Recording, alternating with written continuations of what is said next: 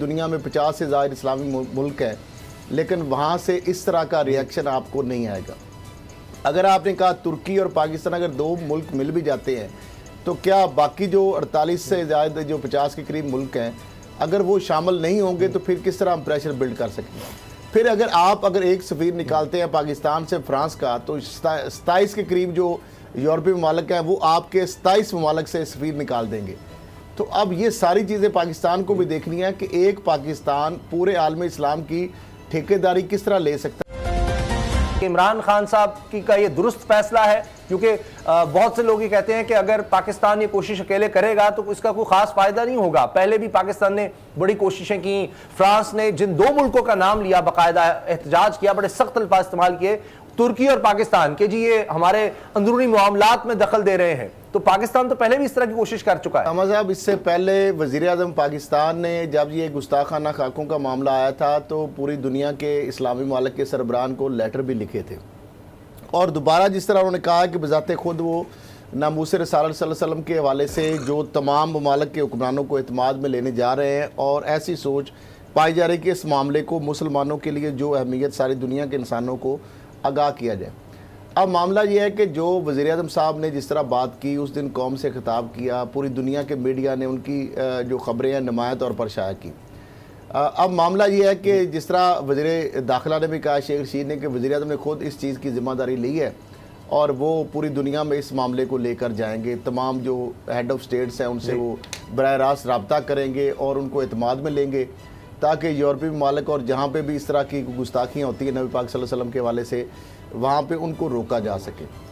तो इसमें किस हद तक कामयाब होते हैं वो तो पहले भी आपको पता है कि बहुत सारे इस्लामी मुल्क जो हैं वो इस मामले में शायद उनके साथ ना आए इस तरह खुलकर। जिस तरह पाकिस्तान में लोग सड़कों पे आते हैं, एहतजाज करते हैं, हुकूमत की जानिब से सख्त रिएक्शन आता है।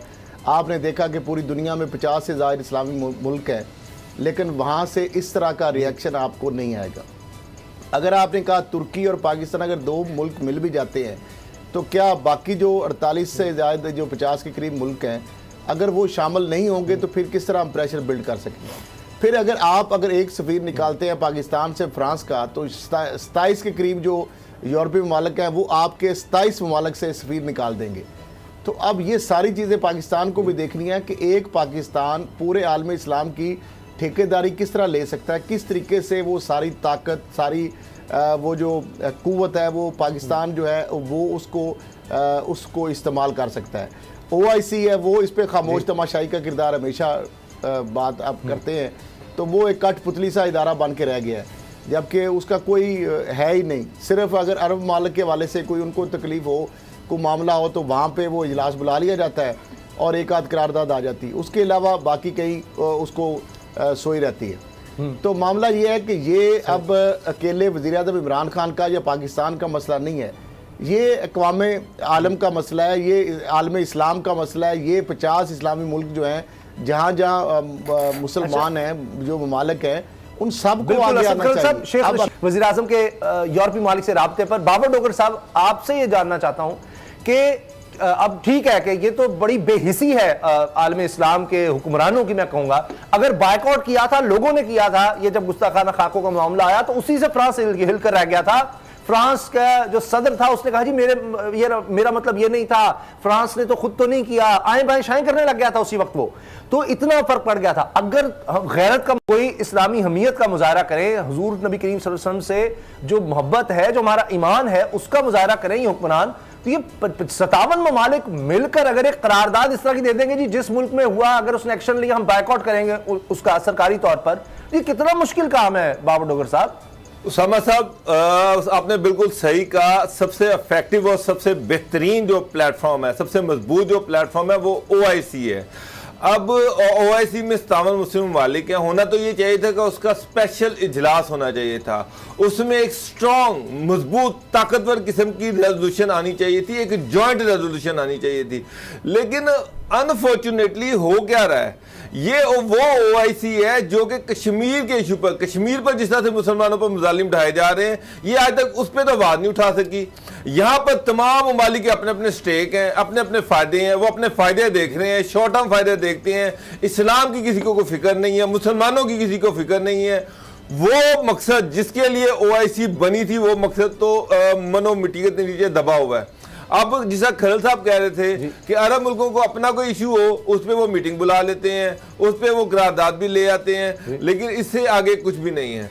अगर ये 57 मुल्क फैसला कर ले कि जनाब हमने फ्रांस का बायकाट करना है, हमने वहां से अपने सफीर वापस बुलाने हैं, तो यकीनन फ्रांस जो है वो उसको बहुत बड़ा नुकसान पहुंचेगा। तो क्यों नहीं बाबर डोगर साहब, देखिए ये तो किसी हर मुसलमान का है, कोई और कुछ करे ना करे, एक भी मुसलमान अगर इस दुनिया में बाकी है तो वो भी हुजूर की नामूस के लिए उसको खड़ा होना उसका फर्ज है, वरना तो उसका ईमान का, उसके वजूद का कोई जवाब बाकी नहीं रहता। इसलिए पाकिस्तान तो करे ही करे, बिल्कुल अच्छी बात है, लेकिन ये यानी मईशत के लिए चले आप कश्मीरियों की बात आवाज नहीं उठाते, आप मईशत की खातिर इसराइल से ताल्लुकात आप बना लेते हैं, चले वो भी, लेकिन नामूस रिसालत से बढ़कर तो कोई मामला हो ही नहीं सकता, चाहे हुक्मरान है कोई भी है।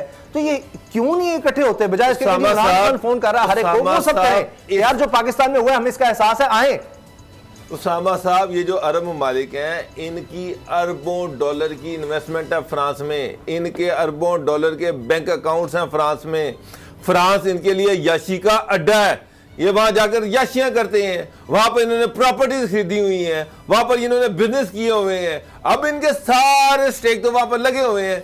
जब इवन ये जब नामूस की बात आती है, दीन की भी बात आती है, तो इनको अपनी याशियों की फिक्र पड़ जाती है। इनका इस्लाम से ऐसा कोई दूर दूर तक ताल्लुक नहीं है, ये सारे सिर्फ अपना जाती फायदा देखते हैं कि इनका जाती फायदा कहां पर है। अब पाकिस्तान पर आ जाते हैं। बाबर डोगर साहब, आप दोनों से मेरे पास सिर्फ 2 मिनट हैं, एक मिनट में असद खरल साहब, शेख रशीद साहब ने जो सारी तफसील बताई है मेरे सामने है, 700 पुलिस एहलकार इसमें जख्मी हुए, कई इसमें शहीद हुए, एक खाना जंगी की फजा कायम करने की कोशिश की, भारत ने पूरा प्रोपेगेंडा किया। और शेख रशीद कह रहे हैं, वज़ीर दाखिला कह रहे हैं कि इतवार तक मामला बड़े बेहतर चल रहे थे, फिर अचानक एक इस तरह का प्रोपेगेंडा शुरू हुआ कि हालात जो है बड़े खराब होने लग गए। साथ वो कह रहे हैं कि 30 गाड़ियां जलाई गई और 210 मुकदमात अदालती कार्रवाई के अमल से गुजरेंगे, 773 में से 669 अफराद को रिहा किया गया जो एमपीओ के तहत थे, बाकी केसेस चलेंगे। तहरीक लब्बैक के हवाले से कह रहे हैं कि जी उनके सरबरा साद हुसैन रिजवी का मुकदमा भी चलेगा, और जो उन पर ये पाबंदी है टीएलपी पर कलअदम करार दिया गया, 30 रोज के अंदर अपील की जानी है, उसका फिर उनकी तरफ से जवाब आएगा, कमेटी में मामला जाएगा। जबकि अली मोहम्मद खान साहब वजीर हैं, उन्होंने कहा है कि पाबंदी हटाई जाएगी। देखिए क्या हो रहा है असद खरल साहब? क्या ये ख्याल है, जब मुझे लग रहा है कि पाबंदी जी हट जाएगी। शेख रशीद साहब वही वज़ीर दाखिला हैं जिन्होंने कहा था कि ये करारदाद जो है असम्बली में पेश नहीं की जाएगी। ठीक 2-3 दिन बाद आपने देखा करारदाद असम्बली में पेश हो गई। अब वो कह रहे हैं कि ये पाबंदी नहीं हटाई जाएगी जिस तरह उन्होंने कहा। तो मैं समझता हूँ कि ये पाबंदी हट जाएगी इसलिए कि वो एक सियासी जमात है। अगर ये पाबंदी लगेगी तहरीक लब्बैक पर, तो फिर बहुत सारी और जमातें उनके वो भी पाबंदी की जद में आएंगी। तो अल्टीमेटली ये कोर्ट के ज़रिए जाके वो पाबंदी ख़त्म करा लें या हुकूमत खुद ही ये पाबंदी ख़त्म कर दे, ये पाबंदी अल्टीमेटली ख़त्म होनी है। क्योंकि जिस तरह मौलाना फजल रहमान साहब की सियासी जमात भी है और मजहबी जमात भी है, वो तलबा को भी लेके आते हैं और सारी जिस तरह आप देखते हैं धरने करते हैं, मार्च करते हैं, तो क्या उसके ऊपर पाबंदी लगा ली। मिनाजुल कुरान का मामला आया, उन्होंने भी इस तरह धरना दिया, चलें ठीक है, ये भी नॉन वायलेंट थे, वो भी नॉन वायलेंट थे। क्या उनके ऊपर उस वक्त नून लीग इतनी सख्त पाबंदी लगा सकी? इस तरीके से जाना है और जमातें अहम है। जी जी, आप और बाबर डोगर साहब फरमाइश करते थे जी औरों के नाम आने चाहिए जहांगीर तीन के अलावा, वो भी आ गए हैं, अब उस पर हमने तफसील से बात करनी है। लेकिन बाबर डोगर साहब इस पर बताएं, शेख रशीद साहब ने जो बातें कही हैं वज़ीर दाखिला ने, आपको लगता है कि ये पाबंदी हटने लगी है कलअदम जिसको किया गया तहरीक लब्बैक को, क्योंकि एक मिनिस्टर तो ये इशारा दे रहे हैं? उसामा साहब, अगर ये पाबंदी नहीं भी उठाते तो सुप्रीम कोर्ट से या कोर्ट से ये पाबंदी उठ जाएगी, क्योंकि जो पाबंदी जिस बुनियाद पर लगाई गई है वो मटेरियल बनता ही नहीं है। इंसदाद दहशतगर्दी एक्ट के तहत इन पर पाबंदी लगाई गई है।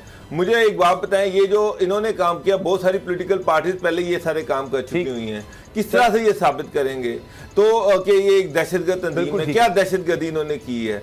जो वो बात कर रहे थे, सबसे पहली बात ये कि गवर्नमेंट ने उनके साथ कमिटमेंट की थी, गवर्नमेंट उनके साथ क्यों मुज़ाकरात करती रही जो एक दहशतगर्द तंजीम थी, और उसके बाद फिर इनसे मुज़ाकरात किए, मुज़ाकरात के बाद उन्होंने धरना भी उठा लिया और बड़े पुरअमन तरीके से धरना उठाया। तो गवर्नमेंट को ये चीज क्लियर है कि अगर हमने इन पे पाबंदी कायम रखी और तो ये कोर्ट में जाएंगे, कोर्ट से पाबंदी उठ जानी है। तो